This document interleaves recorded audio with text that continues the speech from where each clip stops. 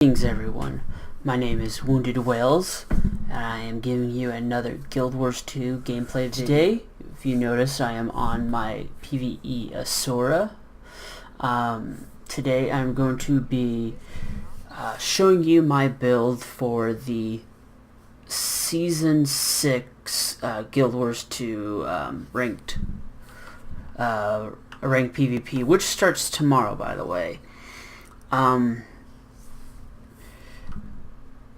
I am going to be going as a necromancer, doing a greatsword build, and my idea is I'm going to try to use wells and corruption to reduce, to inflict a lot of condition damage and to get rid of my opponent's boons, or excuse me,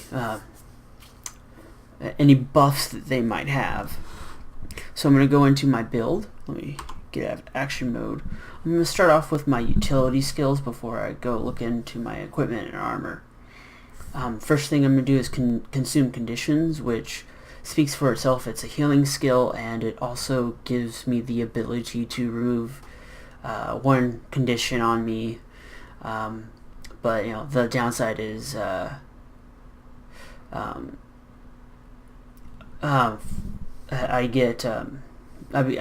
become vulnerable. And the next one is Plague Signet.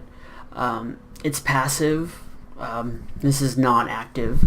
It transfers conditions from allies to myself. So I'm drawn, like say, if I'm in a group fight and enemy necro inflicts poison on us, or a ranger inflicts condition damage, I can draw conditions from my allies and inflict it on myself. And then the active, which is why this is kind of potent, is any conditions I gain, I can, if I activate this skill, I can transfer them to my opponent.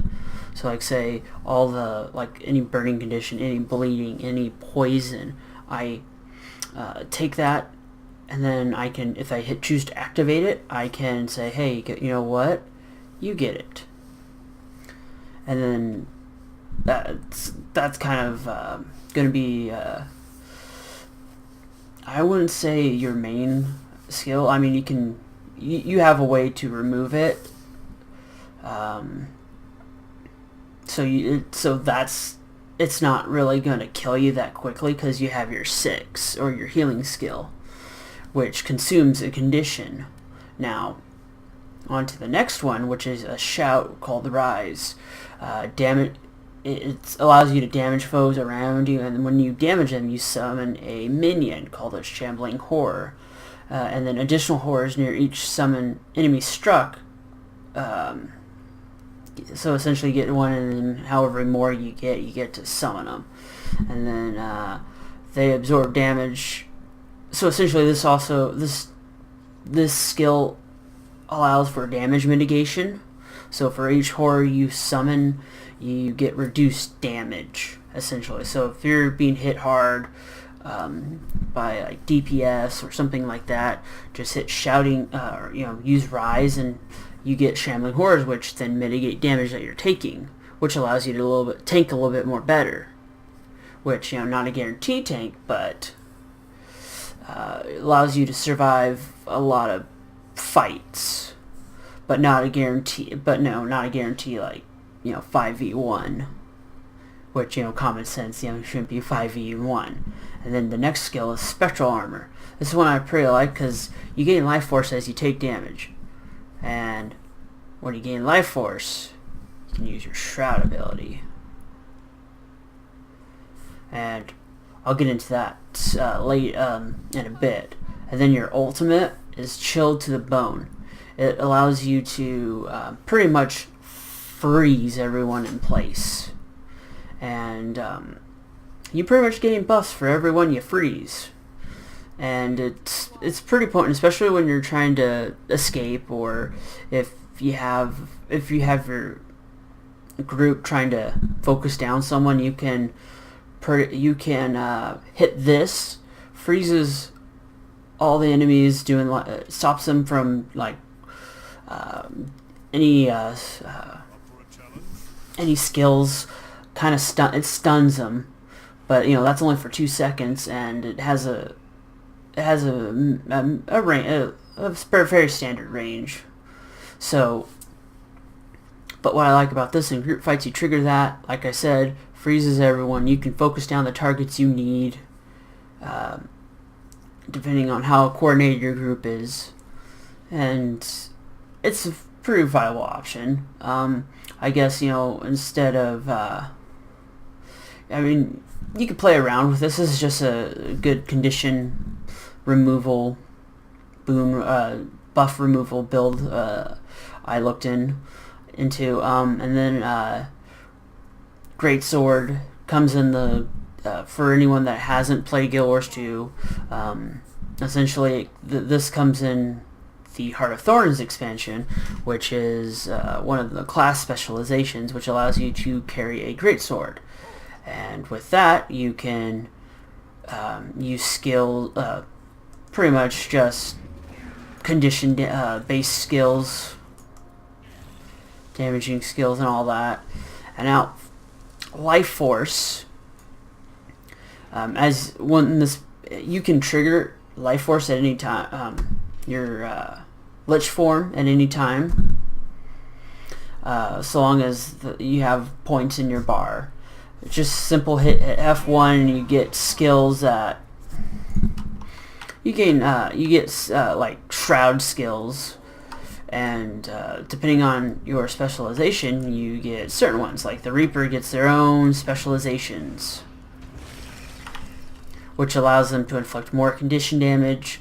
And my particular favorite condition damage is Fear, which pretty much stuns the enemy and then sends them, or not sends them, has them running backwards.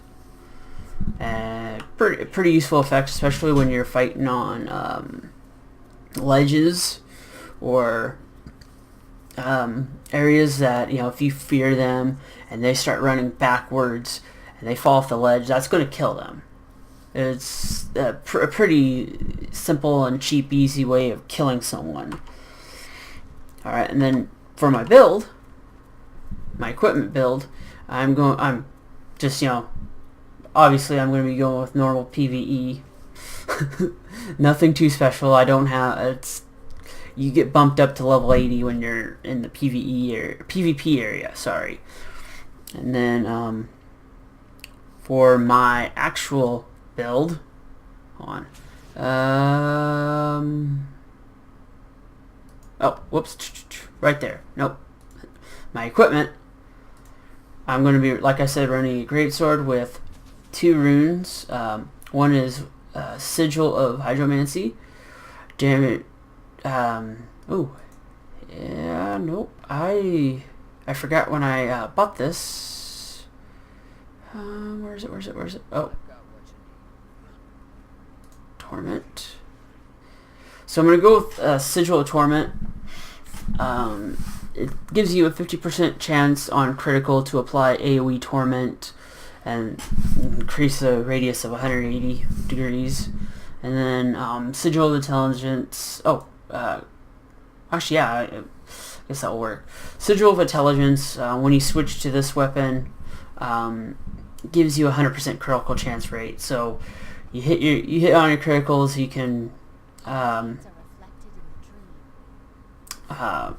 trigger the Torment a little bit more often.